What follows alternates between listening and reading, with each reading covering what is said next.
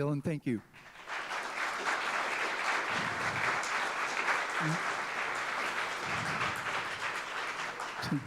Well, good morning and welcome. Welcome to the First Unitarian Church here in Salt Lake City, and welcome to our Summer Forum Speaker Series. Today is our 6th in our series. We have 2 more on the horizon come next month, August. Our topic today is opposing gerrymandering, the Better Boundaries Initiative ballot petition, otherwise known now as Proposition 4 on your November 6th election ballot. Our speakers today will be Kanter and Blake Moore. Catherine is the campaign manager for this Better Boundaries campaign, and Blake Moore is one of the 4 co-chairs for this effort, and also affiliated with the Cicero Group, a management consulting firm. Now, they're going to speak for approximately half an hour, and then after the offering, we'll go to questions and answers until approximately 11:15. And Kathy and I will handle the microphones going back and forth. If you have a question, I hope you have many questions, that you'll signal to us, and I'll indicate where in sequence you are and get the microphone to you. Okay, ask you to stand when you pose your question. So, and then after questions and answers, we'll go next door to Elliott Hall, and I believe they have a table set up where you can get more materials on this very important public policy issue. So with that in mind, let's welcome our guest speakers today, Catherine and Blake.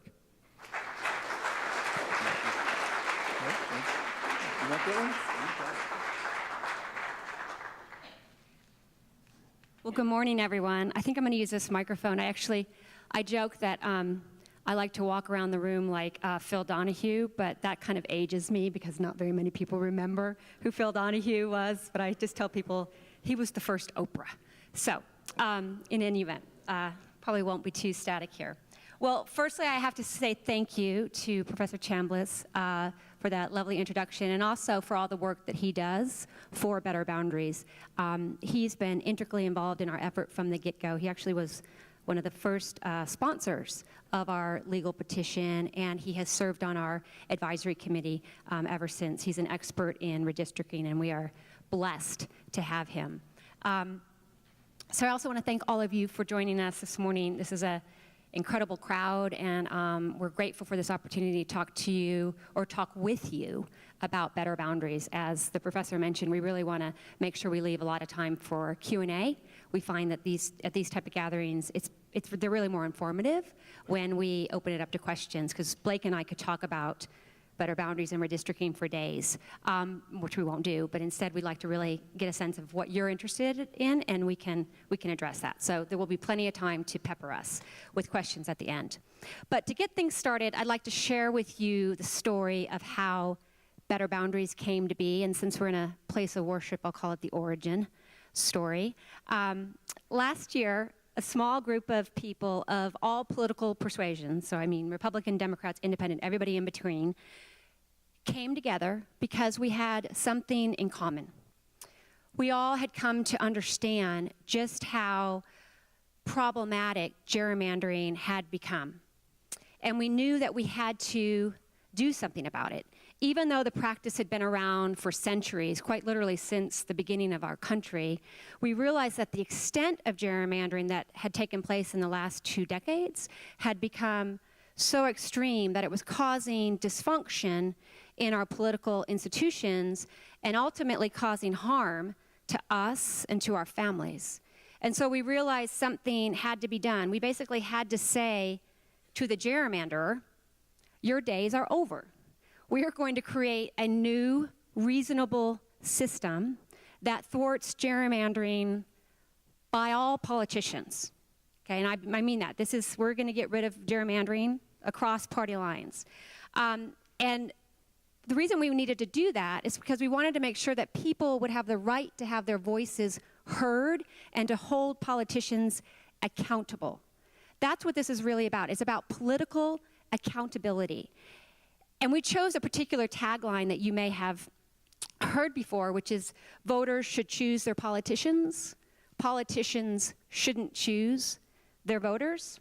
And one of the reasons we chose that line is that it's so obvious, right? When I go into a room of people, and if I don't know what their political persuasions are, I guarantee you, if I ask the question, do you think voters should pick your politicians or politicians should pick your voters, regardless of where they sit on the political fence, they're going to say, well, of course, voters should pick their politicians. And I love it because it's a unifier across a political divide. So that's why that phrase is something that we try to really associate ourselves with. But the problem is as obvious as that statement may seem, there have been times in our country's history where that hasn't actually been the case. And we're living in one of those times right now, and there's a direct connection with that problem and redistricting, or more importantly, the manipulation of redistricting, which is this term we call gerrymandering. And that's why it's such a critical and pressing issue. I'm not going to delve into the specifics of what redistricting is. I'm guessing that this crowd knows that. If you have any questions about that, I can fill you in. But instead, I really want to dial in on this idea of gerrymandering and how we got to this place. So again, it's been happening forever, and it happens on both sides of the aisle. It's a very important piece to understand. But even though it's been happening forever, the problem has become more acute in recent years for two main reasons: technology and big data. And by that I mean, in the old days, when people would gerrymander, they would have, maps on the wall with colored pencils, and they'd draw these maps on a wall. Now we have these very sophisticated computer software programs where you type in data and it can spit out a very precise map. That, coupled with the idea of what's called big data, which is the notion that political operatives now know very precisely how each one of us is going to behave politically, just like retailers know what we want to buy. Political people know how we're going to behave based on our internet searches and what magazines we subscribe to and whether or not we have a dog or a cat. All those things lead to this idea. And so when you put those things together, it makes gerrymandering more efficient and therefore more harmful. And that's why we're seeing more clearly these effects of the harm and the systemic harm it's causing. Now, here's why. When politicians are left to draw these maps on their own without rules or oversight, they have a tendency to draw what are called safe seats for themselves. They're drawing seats to help them win the next election or help the person that they want to win the next election, right? And what that does is that leads to what I was talking about before, which is a lack of accountability. Accountability is created when you have meaningful elections, and we lose that when conflicted politicians engage in this sort of political self-dealing. The other thing that gerrymandering can lead to is a dilution of our communities' voices, because our communities are being sliced and diced into too many districts. That's another effect of gerrymandering. And I can bring that close to home by pointing out specific communities that's happened to. One is the city of Holiday. Holiday is a town of roughly 30,000 people. It is split into 4 state Senate seats, 4 state House seats, 3 state Senate seats, and 2 congressional districts. A town of 30,000 people usually fits into 1 House seat, and instead you have all of those, right? And that's just one example. I mean, there are other places that this has happened to. Tooele's been cut in half. Moab was split right down the middle of Main Street. And then there's another one that I find remarkable, which is Daybreak out in South Jordan. It's a neighborhood. It's a housing development. It's not even a town. It's been broken up into 3 House districts. That doesn't make any sense whatsoever. You got to say to yourself, I don't think that's helping the people of Daybreak or the people of Holiday, right? That was done for some other purpose, tied back to it was done for a politician or politicians, most likely. So that's what's wrong. And I don't mean to be sounding too depressing about it, because we've identified the problem, but the good news is we have a solution, right? The solution is better boundaries, or as Professor mentioned, what we now are known as is Proposition 4. And we're trying to rebrand ourselves because people will see Proposition 4, not necessarily better boundaries, on the ballot. So we really now try to call ourselves Proposition 4. But that's the solution to fixing this broken system. And in a minute, Blake is going to go into a little detail specifically about what the initiative entails and the various pieces to it. So I will let him do that. But just so you know, when this passes, what it's going to result in is our better boundaries. That's why we're called better boundaries, and ultimately a better functioning government. And before I wrap up, I want to reiterate what I started with, which is that this is really a multi-partisan, bipartisan effort. This truly transcends party. This is about a process. It's not about an outcome. We're not focused on how these seats might change. We're focused on fixing a broken system, and we are focusing on making sure that no one can gerrymander it anymore, regardless of political party. We just want to get rid of gerrymandering because it's taking too great of a toll on our democratic institutions. You know, democracy isn't something that we should take for granted. It's not something we have. It's something we have to work for. There was a famous line spoken by Khrushchev back in the height of the Cold War, where he said something like, "We will bury you." And originally people thought he was talking about nuclear annihilation, right? Back in that time when people were so terrified of that. Historians have now gone back and realized that there was a better translation of what he said. It wasn't, "We will destroy you." It was, "We will outlast you." Meaning, democracy's fragile, right? It takes work to maintain. It takes people to make it work. People. And that concept of the power of people, that's what lies at the heart of our democracy. Let's not forget that the preamble to the U.S. Constitution starts with the words, "We the people." The Declaration of Independence states that government derives its authority from the consent of the governed. We have to get back to a place where people, the will of the people, are front and center in our democracy, when people are put first, not politicians. We need to get back to a time when people pick their representatives, right? Not representatives picking their people. That is what Better Boundaries is about, and we very much hope that you will come on board with us to see this thing through. And I'm going to explain later about the various options that you can choose if you want to come on board. But before I do that, I would like to hand things over to my distinguished co-chair, Mr. Blake Moore. We have 4 co-chairs on Better Boundaries. Sometimes co-chairs just act in a passive role in these types of things where they put their name on something and they don't actually do anything. That is not the case with Better Boundaries. Each one of our co-chairs, in addition to Blake, it's former Mayor Ralph Becker, former Congresswoman Karen Shepard, and Mr. Jeff Wright. Each one of them works very, very hard on our behalf, and they're just an integral part of our team. So with that, I will turn things over to Blake.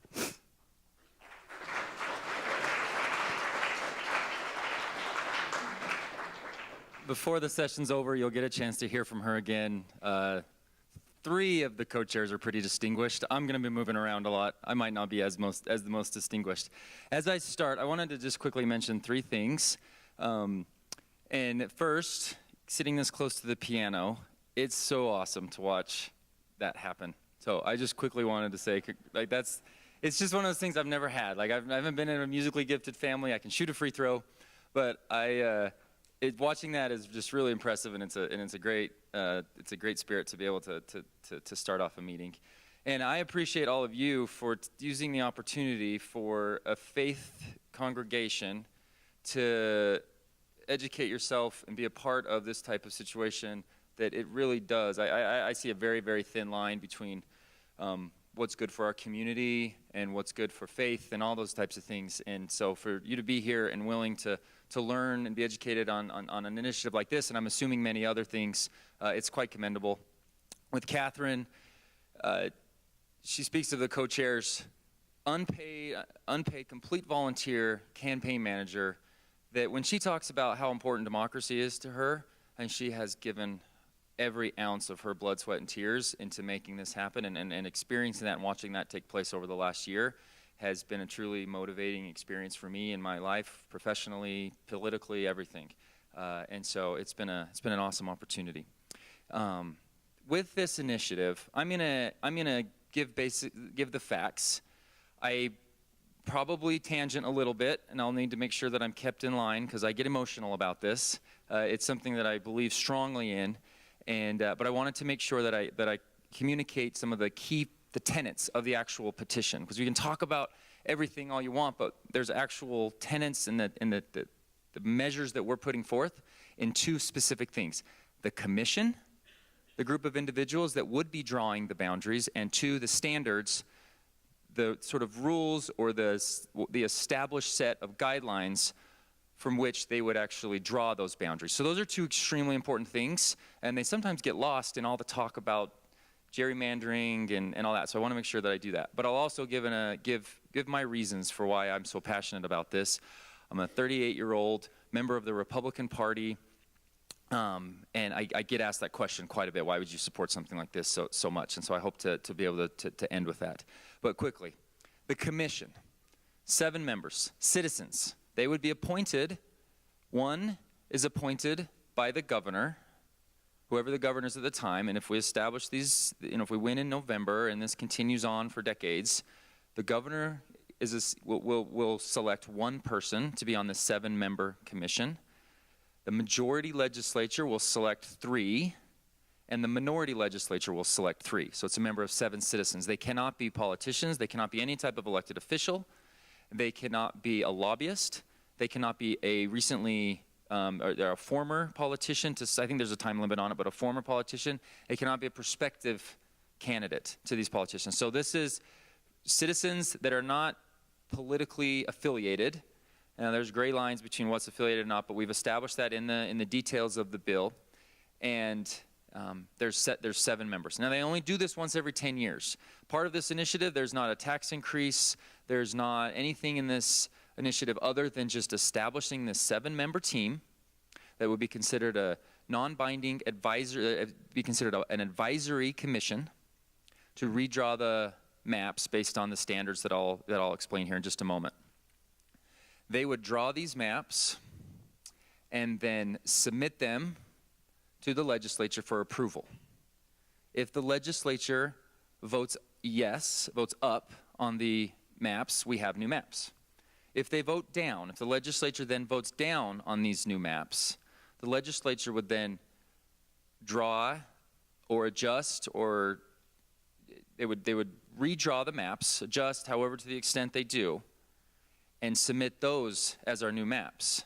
But at that point, we have what's called a public right of action, and there would be a mechanism in which there could be a lawsuit taken against these maps. It's the teeth of the commission.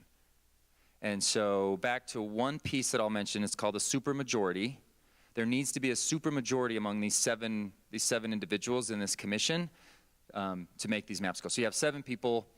You're going to assume maybe 4 are going to lean right, maybe 3 are going to lean left. Hopefully there's more independence in there, so there are going to be people from all parties, Republican, Democrat, and independent, and that has to be voted on by a supermajority. So then they submit, then the voting gets going one way or the other, and again, if the legislature votes down on these new maps, then there would be what's called the public right of action, which is the teeth to ensure that there's a deterrent from gerrymandering.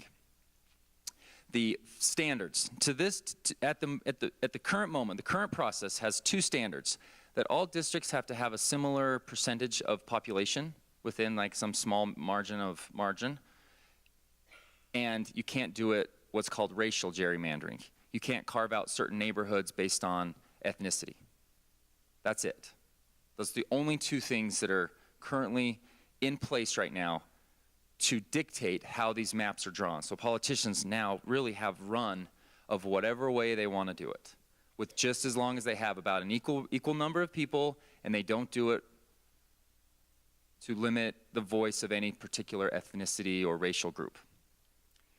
So the way I like to look at it, again, a quick sports analogy, is even though our professional sports leagues don't always do a perfect job at this, there's a reason, for the better of the community, for the NFL to establish some type of salary cap or some type of luxury tax or some type of guidelines to make it so it's clear, it's fair, and you can follow these things. So what we're trying to do here is basically add a handful of new standards into this system that that those drawing the maps can look and say, all right, one of the standards, to keep municipalities and counties, to the extent practical, intact.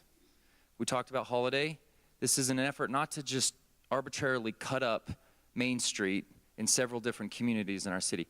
Keep the cities intact. The mayor of Holiday puts it best when he says, we have 8 representatives that are elected in our community. We have 8 total people.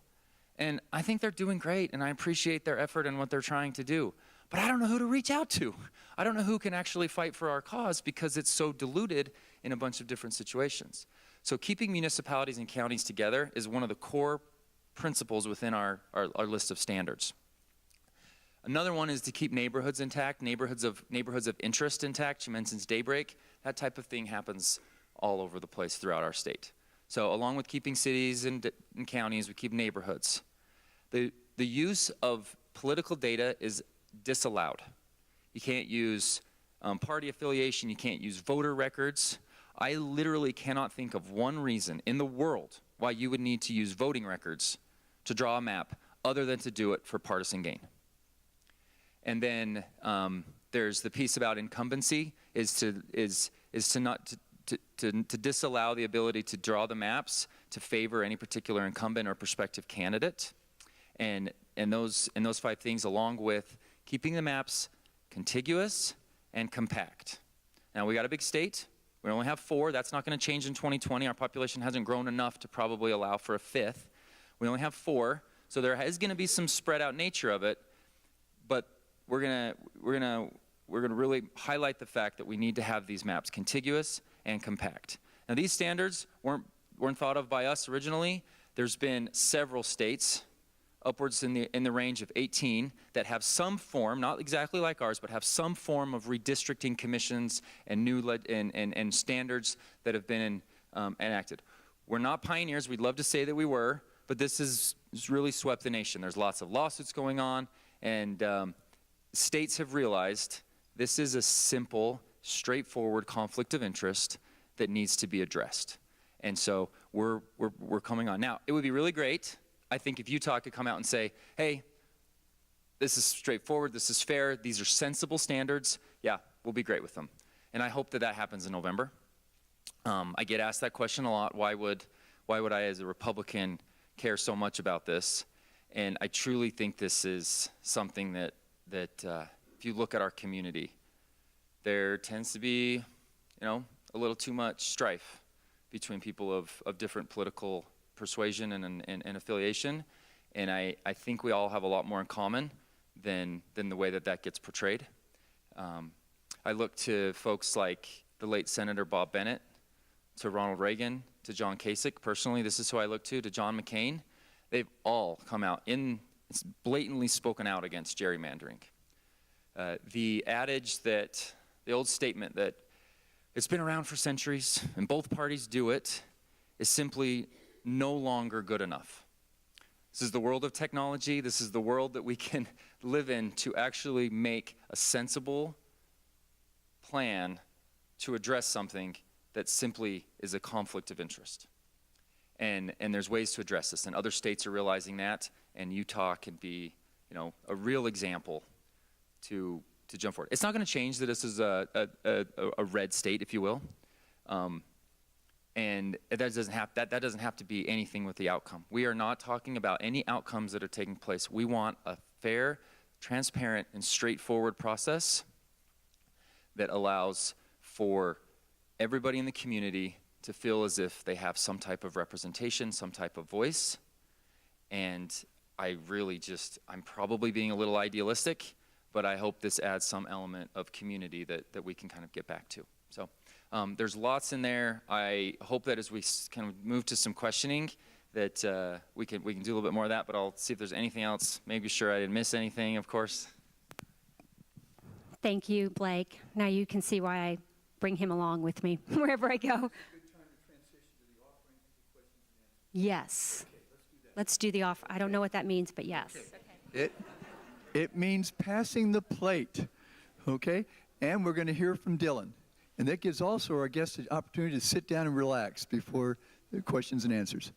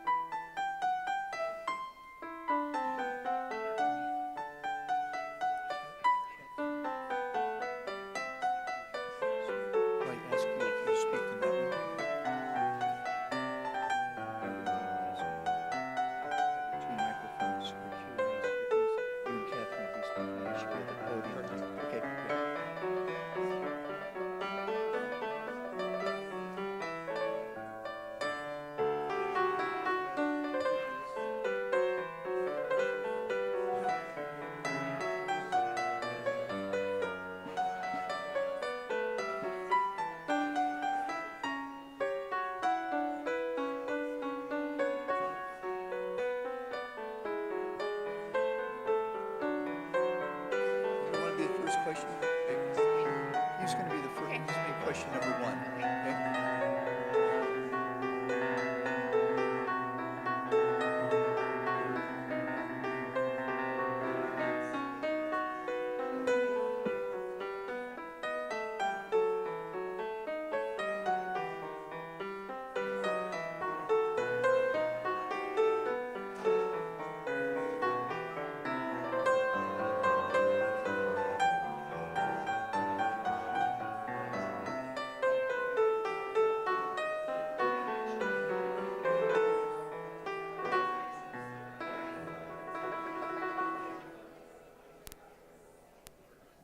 Dylan, thank you.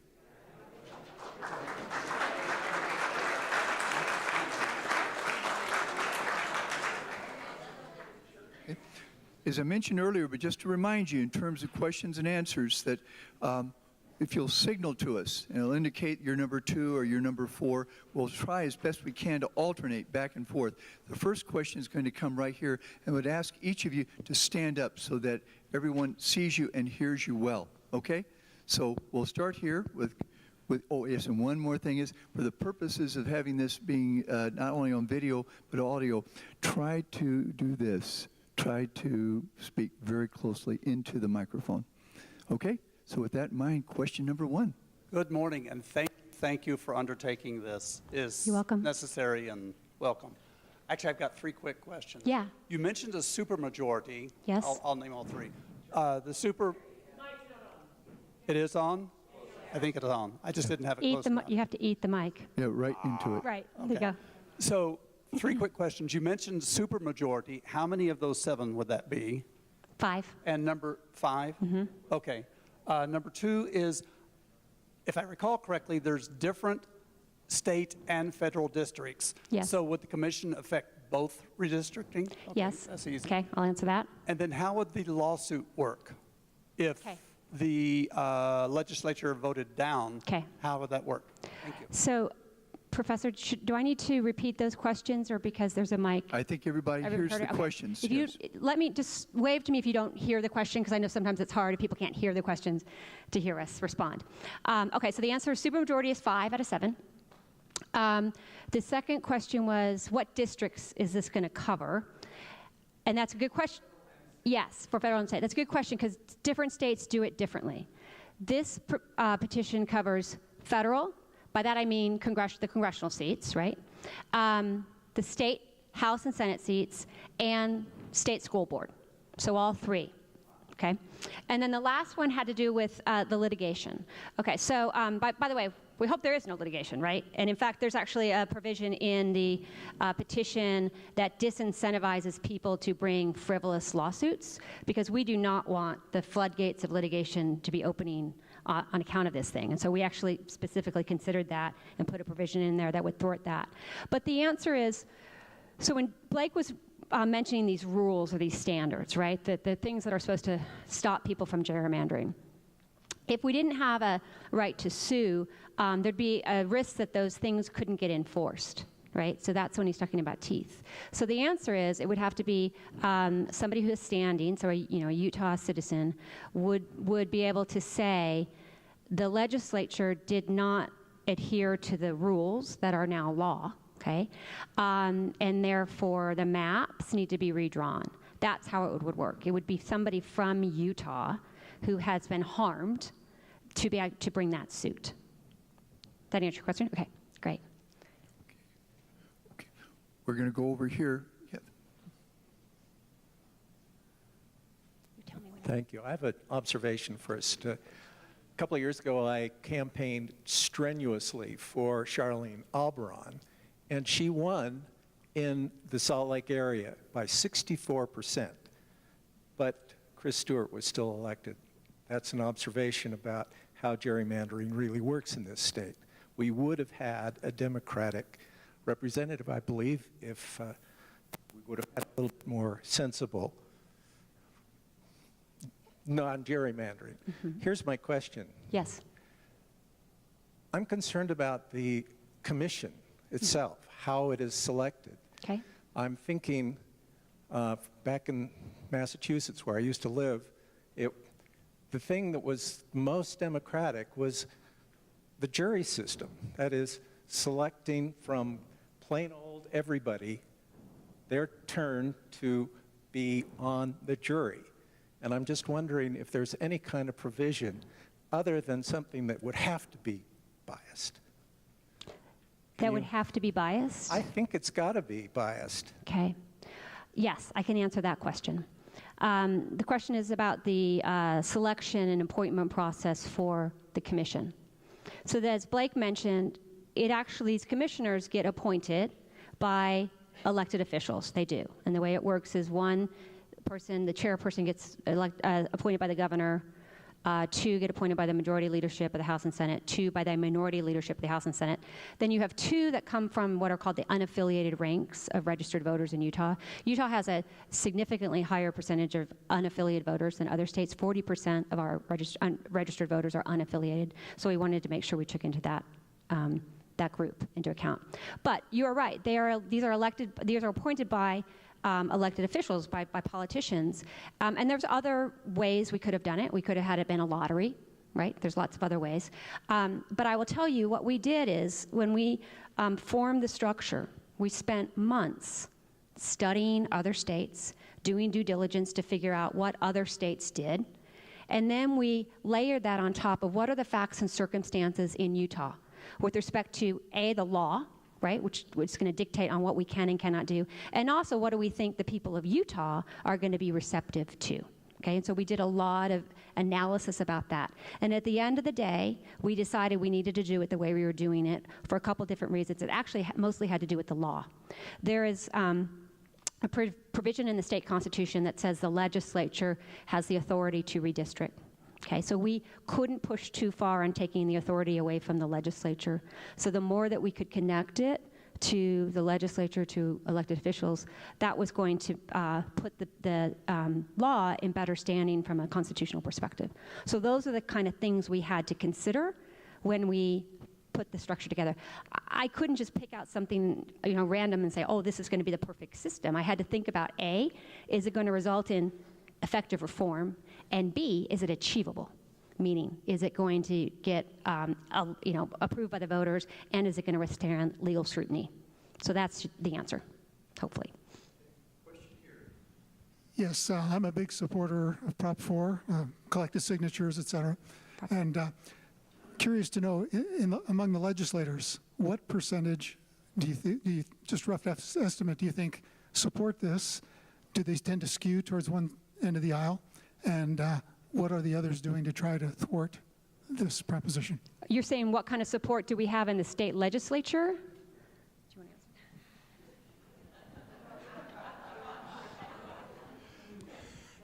to answer? Okay, so a supermajority is 5. I can answer that one real easily.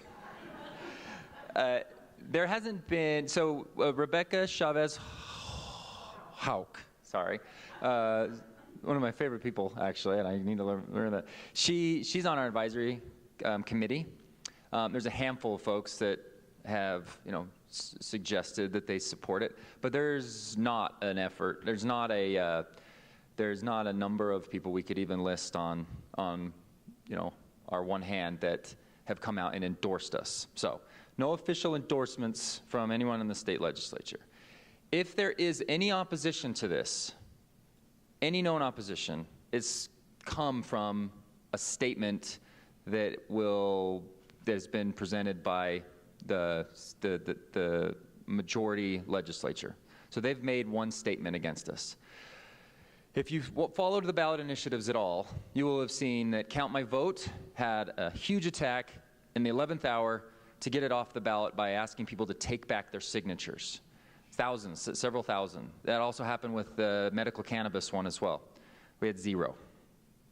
So an organized opposition in the community has not come up yet. We have not seen anything there yet. If anybody does oppose it, it's going to be the majority in the legislature, in the state legislature. They don't like this. When an article comes out in the Tribune or the D-News, both of which have written supporting arguments for us, I'll say that. I actually had a bullet point in there. When do you see the Deseret News, and the Tribune agree on anything. Now, none of it's been an official endorsement. They've all written editorials from their own editorial board that came out and said, this is a good thing. Gerrymandering is a bygone of political era that needs to be, we need to get rid of it. So you may see a statement from the state legislature that tries to, oppose our initiative, but it does not feel like it's been well supported. The community, nobody in the community's kind of necessarily come up against us, but in those articles you'll see a snippet that will say, well, we haven't been sued. We've done a good job, we haven't been sued. I would give anything to go home, and if my wife and my kids haven't sued me, I would know if I'm being a good dad or something, right? Like, I don't want to judge my consultant job on, hey, I'm doing an awesome job as a consultant. I've never been sued by a client before. Like, I think we can up our threshold a little bit, and we can up our threshold. So no formed opposition, and you'll see some statements from the legislature that would say we don't need this. We already do a good job. Yeah, I'll just add, so we will not see broad support from the legislature on this. It just doesn't make sense, right? We're trying to pull back power. But that's not what I look at. I look at the 190,000 people all across the state. By the way, Utah is the hardest state in the country to get a ballot initiative on the ballot. I was just at a conference in Chicago last week where that was confirmed. It's not just because of the number of people that you need, it's where you need to get them from. Because you have to go to 26 out of the 29 state Senate districts, which means you have to go to far-flung places all across the state where population is not very dense. It's excruciatingly hard. We got 190,000 signatures, so 190,000 Utahns from across geography, across partisanship, support us. We know that. That's what I look at, right? I don't look at whether or not we've got a gaggle of legislators, right behind us in lockstep. We don't suspect that'll happen. I do suspect, though, that we will get perhaps other types of elected officials to support us. Mayor Rob Daly at a holiday, Blake mentioned, is fully supportive of us in his individual capacity, not as a mayor. Again, because he sees how this is affecting his city, right? So those are the elected officials that I suspect will be coming our way in the next 100 days. Kanter and Blake, thank you for being here and for all the work you're doing. Hey, Rob. I'm thinking primarily at the federal level with my question, and that would be, how do we convince Republican voters to support this initiative? And it seems to me that the principle of trying to keep communities intact is a good one, but it's not sufficient. There's about 750,000 people per congressional district. Is that roughly right? Yeah, all right. And so even Salt Lake City is only about a third of that, right? So then you think, well, then that should be one district, and then West Valley City should be another, and then the third biggest city should be another. I don't think that's going to be a good selling point. If I were talking to a Republican, I would say, how do you feel about the idea of the Electoral College and the idea that it's a winner-take-all in a state? And I would say, imagine your state has three representatives, and 60% are Republican in that vote, of the people vote Republican, and 40% vote Democratic. Do you think that there should always be 3 Republican representatives? And they might, if they say no, then you're home free, right? Because then you're saying you want to have diverse voices represented, and therefore you don't want to have a system, which is what gerrymandering does, which creates winner-take-all. So if they said, yeah, I think they should have all 3 seats because they're the majority, well, then I would say to them, well, how do you feel if by the next election it was 60% Democrats and 40% Republicans in the state? Would you still want all 3 seats to go to the Democrats? Then they'd probably say no. It should probably be 1 Republican and 2 Democrats. So I realize that doesn't fit into a political ad very well. But since you're going to have to talk to people one-on-one, especially Republicans, to get them to vote for this, that seems to be the core of the issue, that gerrymandering creates a winner-take-all system. And don't we want to have a system that reflects the diversity of opinion in a state? So how do you get that message across? Well, so I'm going to let Blake answer that as well, coming from the Republican voice. But let me tell you a couple things.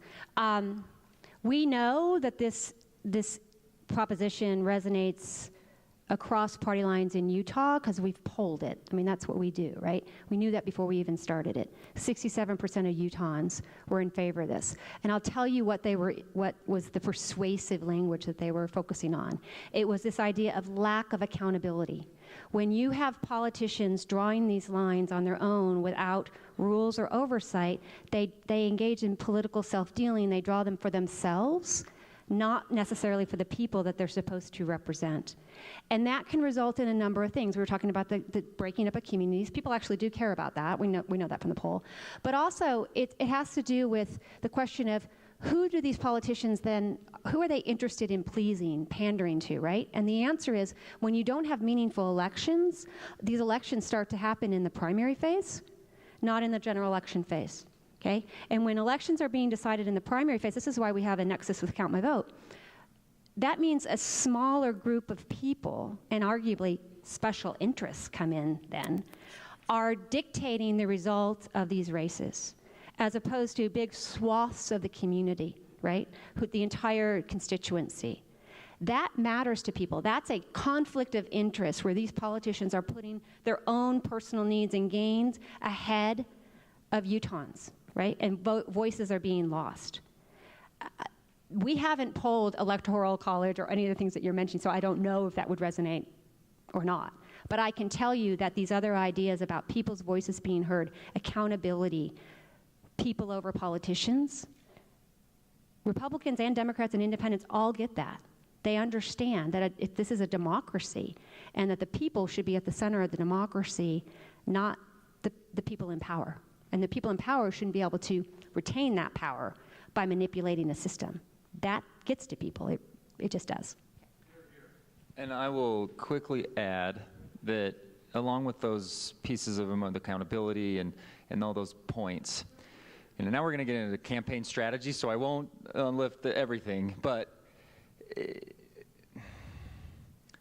the Republican constituency, the Republican elected officials, for 8 years, actually for almost 2 decades, starting with our very own, I guess I'm Republican, you can talk to me. If there's any of you out there as well, I hope this persuades you. The late Senator Bob Bennett came out in 2001, said this was the worst case of gerrymandering he's ever seen. There's enough prominent Republican voices that are supporting this. That's a data point that Republicans can get behind. If you highlight the fact that Republicans and the people in office are getting lambasted and they're getting constantly criticized, and it's kind of by the court of public opinion, they've gerrymandered for the last 20 years.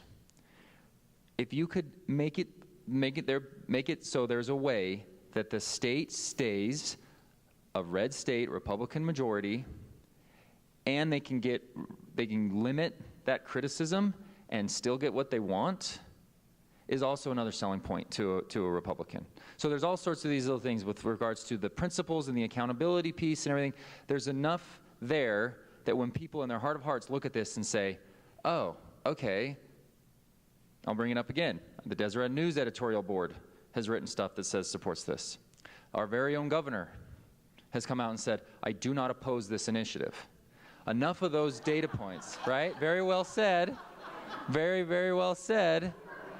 You get enough of that, you get a wave of, okay, this makes sense, and it's not going to raise my taxes.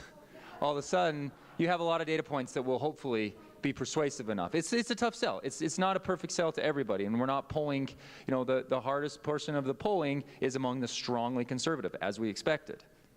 But 40% of the state is independent. They're unaffiliated.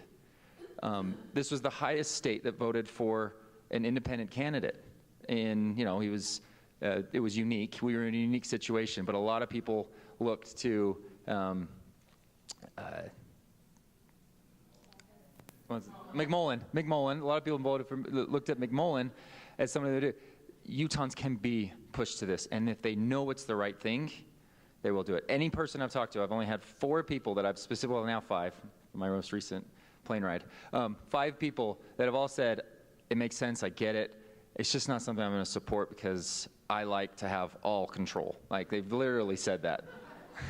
And I hope they're in the minority, which I think they are. You've spoken some about the process that would take place in order to establish redistricting.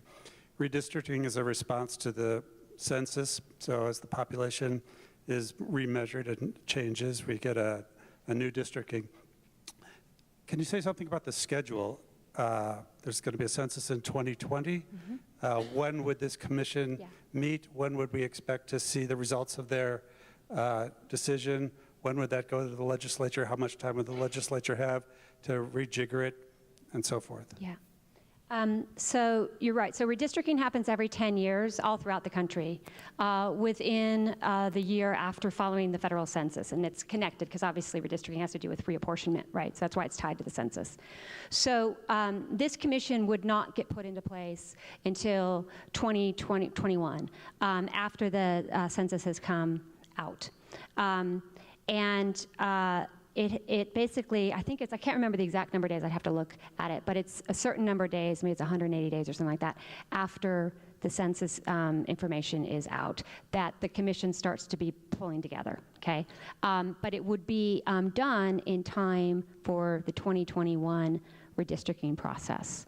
I don't think there are set times about specifically how long they have to meet. They just have to have it done before the 2021 general session, legislative session, because that, without the Independent Redistricting Commission, the decision would be made in the general session in 2021. Does that make sense? So between 2020, when the census number comes out, and 2021 January, this whole process will take place.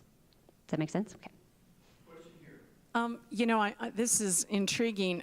I'd like to know of other laws that have gone into effect about gerrymandering and how seamless that was, or what didn't seem to work out with states going into non-gerrymandering but rules. Right. The other part that I had to smile at is that this is going to come into effect after the census, and there is all kinds of discussion about limiting the census information that just made me break out in a cold sweat. Right. That is going to limit who's counted and who's not counted, and that makes me sick to my stomach. Right.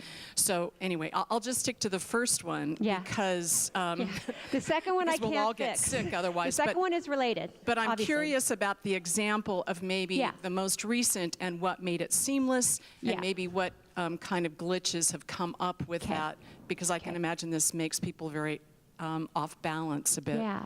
Okay. So question number 2, we can't fix, right? The census is what it's going to be, and although it does point to the issue that this part of the system needs to get fixed. Because if the census numbers are, questionable, that's going to be bad in itself. But if you have both things that are dysfunctional, then right? Okay. So that's the answer to that question.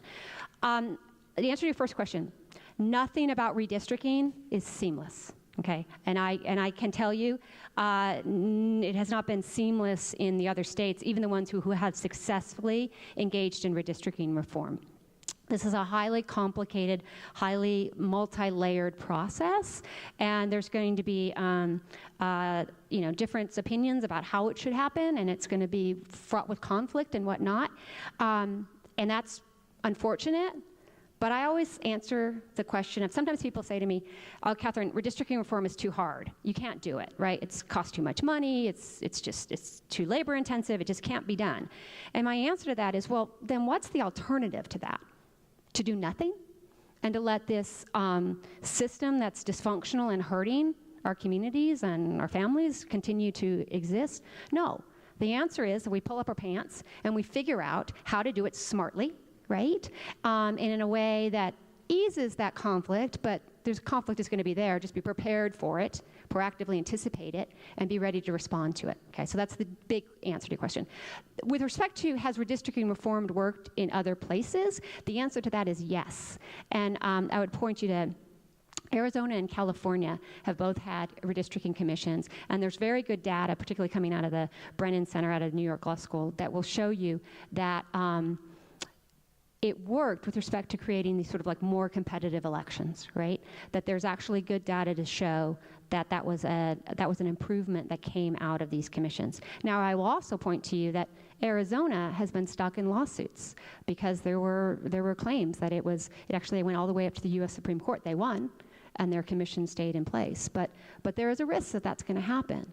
But I think the benefit of what we gain outweighs the risks of trouble, is how I would, that's why I'm a redistricting reformist. Did you have a follow-up? Yeah, go ahead. I didn't understand. So Arizona has gone to the Supreme Court, and what has stuck? So their commission. So the... I don't know what that means. I'm sorry, the Independent Redistricting Commission that was formed in Arizona. There was a claim that it was unconstitutional, that you couldn't keep an independent redistricting commission to draw maps. That was what was claimed. Yeah. That went to the U.S. Supreme Court, and the U.S. Supreme Court said, no, that's not right. You can have an independent commission drawing maps. Which she brings up a good point. Can be confusing. So the claims were against the commission itself. There's so many other Supreme Court hearings go on in the last season, and they've been about the actual maps that had been drawn. And so that's the key difference on those two things. Spoken like a lawyer. Yes, sir. You touched on it just now, but I'm wondering about, is there a budget item? Mm-hmm. Are individuals paid? And most importantly, are they staffed to cover the mountains of information? Yeah, great question. So we didn't do a budget. The Office of, it's the Government Operations Office, I can't remember, I don't think it's Office of Legislative Research and General Counsel. Anyway, some group puts what's called a fiscal note on your law, just like they do in any piece of legislation that comes out of the legislature. There was a fiscal note put on ours, which was $1 million, which if you think about the fact that this covers a 10-year process, right? These maps get put in place for 10 years, $1 million amortized over 10 years in the big picture of a government budget is small. The other initiatives have much, much larger fiscal notes, which is what Blake was referring to when he says this will not be include a tax increase, because this is not going to increase people's taxes. $1 million is a small amount in that big picture perspective. I think they get a...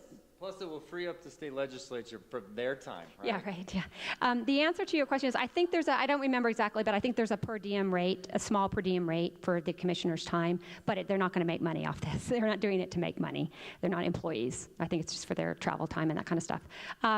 But to answer your question about who is going to help them, the reason there's $1 million note, the only reason that, and we don't know why they put the $1 million note, but we can speculate. The only reason that's there is that we put something in the petition that said the commission can go out and hire an outside consultant to help them draw these maps. If they don't do that, then the people who help them draw these maps are essentially work with the legislature. It's the Office of Legislative Research and General Counsel would help them draw, the same people who would help the legislature draw the maps, right? What we wanted to do was provide the commission an opportunity to go out and use somebody else if they didn't want to do that. Doesn't mean they have to. They might not do that. They might use the Legislative Research and General Counsel office, but they'll have that option. And that's why there's $1 million fiscal note. It's a hypothetical.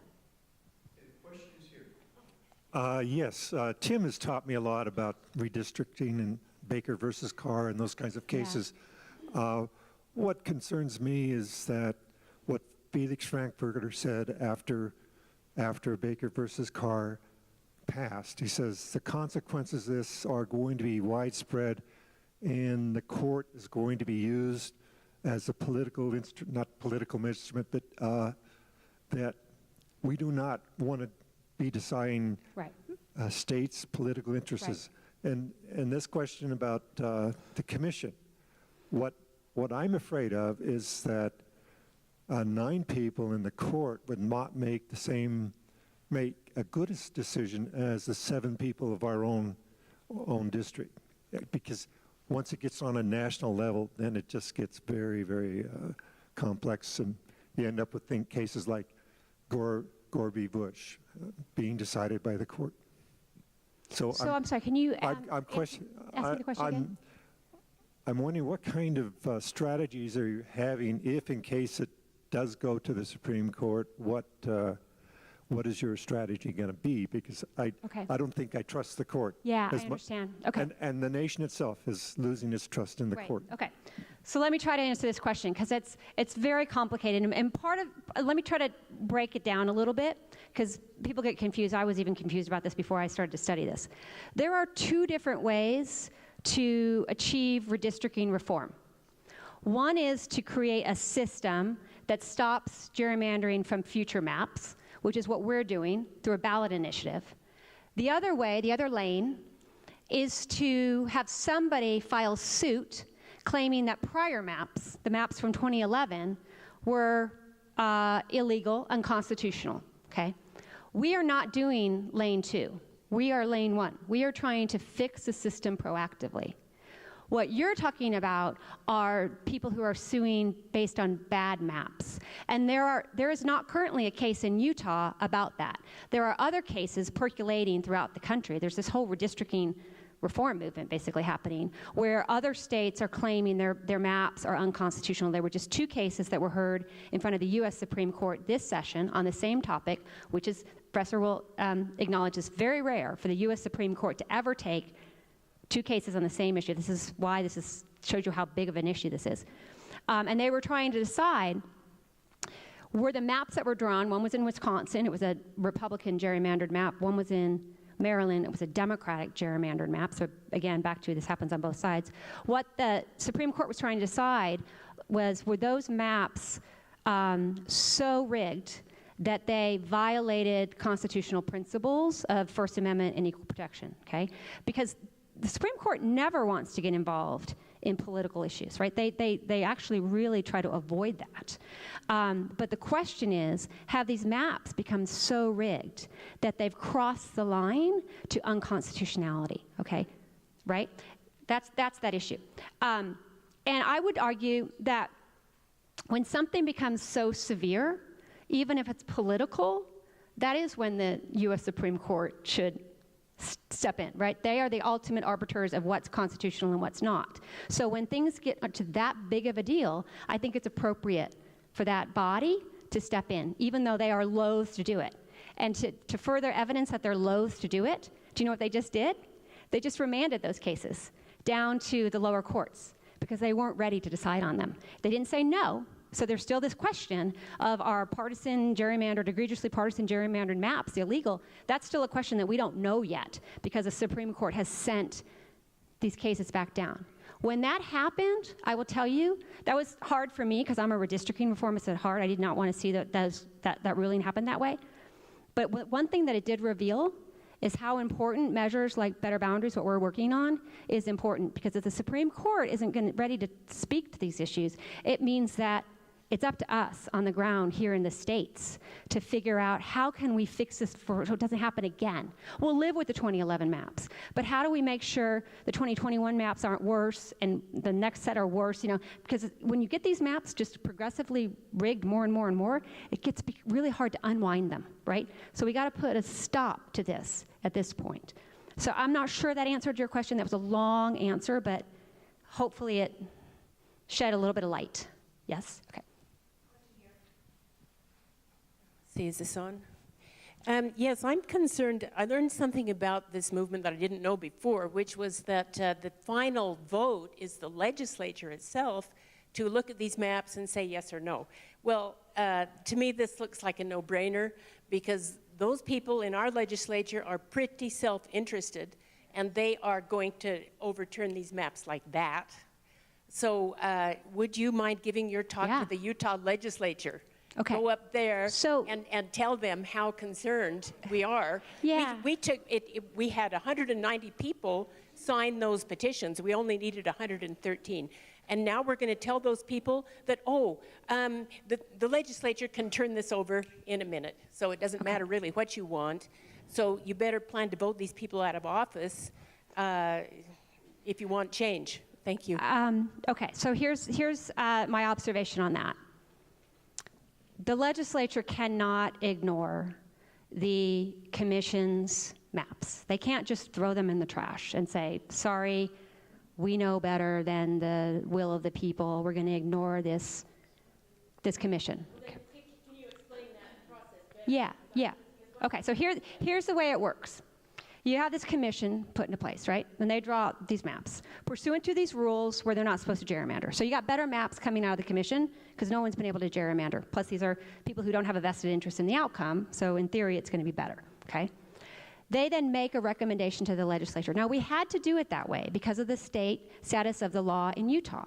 We couldn't do it a different way. If we did, we would have not gotten out of the lieutenant governor's office and into the field to signature gather, okay? So that's I acknowledge that. But here's the difference.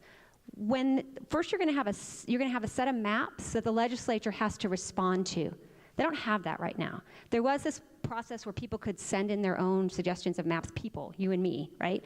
That's different than this independent body that's been appointed by the governor and legislators on down, who's been drawing these maps in the public sphere. Because, by the way, there's all these transparency rules about how the commission draws their maps, and they have to do it publicly, as opposed to the way the legislature draws their map, which is in dark chambers, okay? So that's an improvement. So the legislature has to respond to those maps, but most importantly, it's the rules. There are no, as Blake said, there are no rules right now with respect to what the legislature can or cannot do with these maps. The rules will apply to the legislature as well, even if they reject the commission's map. And when they reject the commission's map, what they're basically having to do is sticking their nose out at the will of the people. Because the people have said, we believe a commission should be in this process. So I've always said, good luck to a legislator who says, oh, I'm sorry, the People's Commission, I'm going to ignore that. I know better, right? I have hubris that says I know better than you people. I think that's going to cause people to think twice. I understand. People have the opinion. Okay, but this is an entire body. It's not one person. And they will have the rules, which are law, okay? And then you get to what Blake was mentioning, which is it's a law. And so if they've just blown off the standards, that can be enforced against the legislature. And that is an enforcement mechanism, okay? So when you look at it in totality, you cannot say, and I will like put my life on this, you cannot say that this isn't an improved system and that it won't create better maps. It will, I guarantee you. And if for some reason they completely blew it off, there's going to be an army of people, I don't think it'll be headed by me, but somebody will be there, coming forth and saying, how dare you? How dare you turn your head on the will of the people? And by the way, we also have to remember, Utah isn't a non-initiative state. We don't have a long history of initiative, so we don't have precedent, right, for the legislature blowing off initiatives. But one thing we do have is a referendum that was done 6 or 7 years ago on school vouchers. A referendum is like an initiative. It's just you reverse a law as opposed to create a law. Same kind of idea, though. The people are speaking. The legislature did not touch school vouchers. That's our one really set of precedents to look at as to whether or not something coming from the will of the people moves the legislature. And it did there, and it will in this as well. Let me add one more quick thing. I love that comment because it makes me chuckle, and hear me out why. When I present this to Republican folks, they get mad that it's 4 versus 3. That doesn't represent the total body of our state. That's not fair. So they have tons of arguments saying this doesn't go enough to our favor. This doesn't go enough to an opposition favor. The key piece she mentioned, we are trying to make this achievable, and we're trying to improve the process. Is it everything going to be perfect for every single person of every political belief in the state? That's going to be a tough bar to reach. But what this does is improves the process. It establishes several data points. I've used that word a lot today. Several data points that now can be looked at and say, you've got the public voted for it. You have actual standards now that you have to defend. They have never had that before. And so where this takes us to, I think it leapfrogs a lot where we are right now. And I love that statement because it shows that people still view this as too centrist.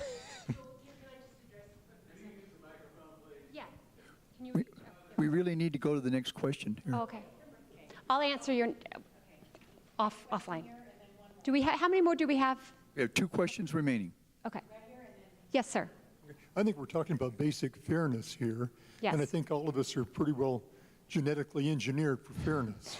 Thank goodness. My dogs know if I'm not treating them fairly. Right. I worked with Cub Scouts. Yes. If you're cutting up the brownies, they're going to watch you pretty carefully to make sure that you're fair. Right. And for some reason, we have a hard time doing this with redistricting. Right. I'm afraid we're going to get Jim DeBacus, Greg Hughes, Karl Rove. Karl Rove was a genius in scheduling redistricting 20, 40 years ahead. Agreed. So we need to get around self-interest. And I was thinking, supposing you had a new LDS stake, the division of stakes and wards. You have a new LDS stake. Where do you draw the ward boundaries? Maybe you get the Unitarians to do that for them. We could do that. We did not. You did something about the 3 hours for it. Yeah, right.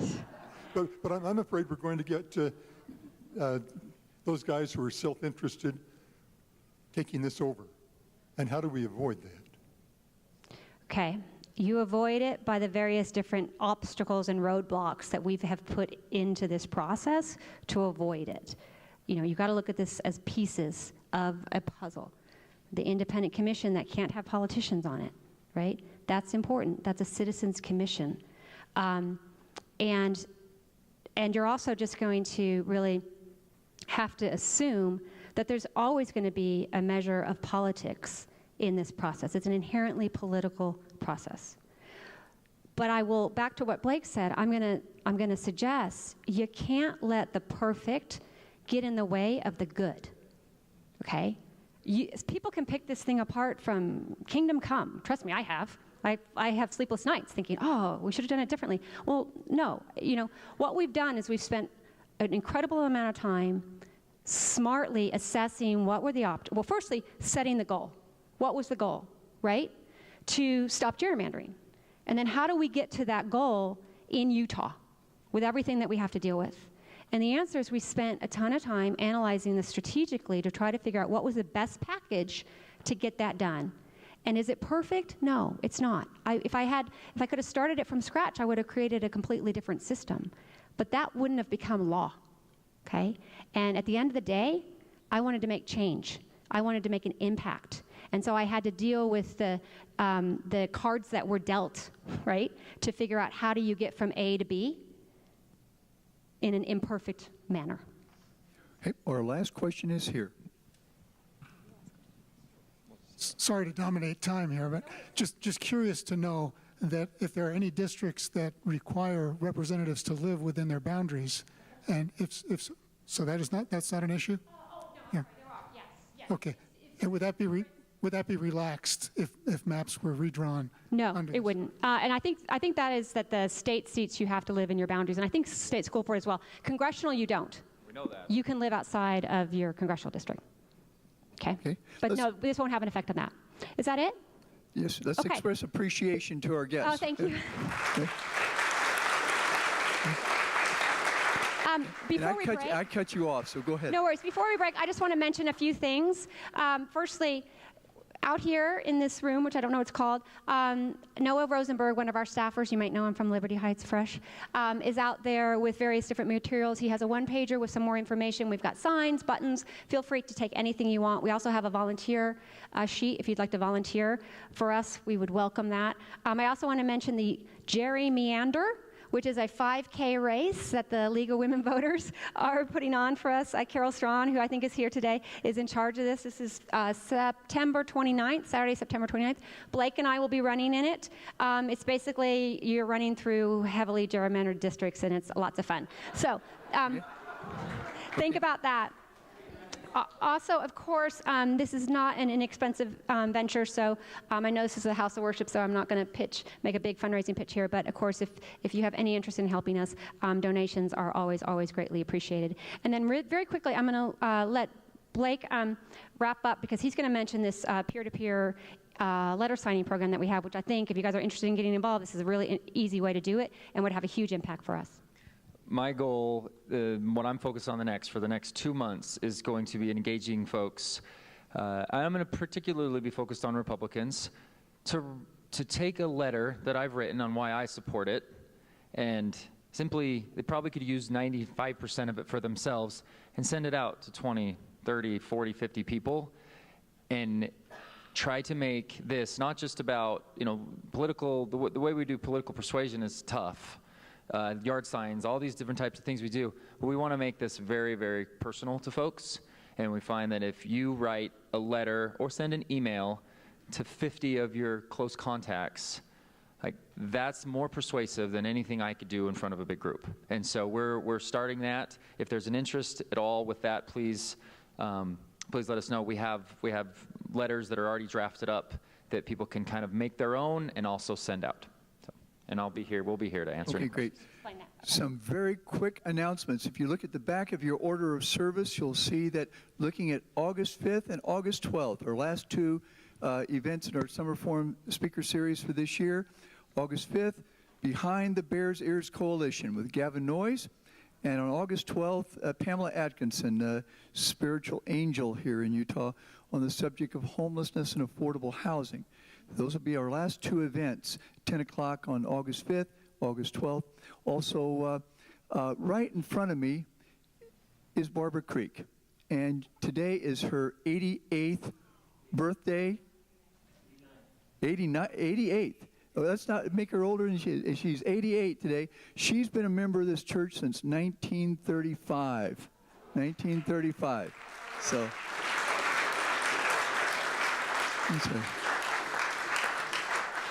And then a couple of just heads up fundraisers. Liz Waite, Representative Liz Waite's a member of this congregation. We're going to have a fundraiser for her on August 7th at our home. And on August 14th, we're going to have a fundraiser for Shireen Gorbani. You may know she is the candidate opposing a gentleman who was already mentioned today, Congressman Chris Stewart. That's August 7th and August 14th. You'll hear more about that. So with that in mind, thank you all very much. Hope to see you Sunday. Thank you again.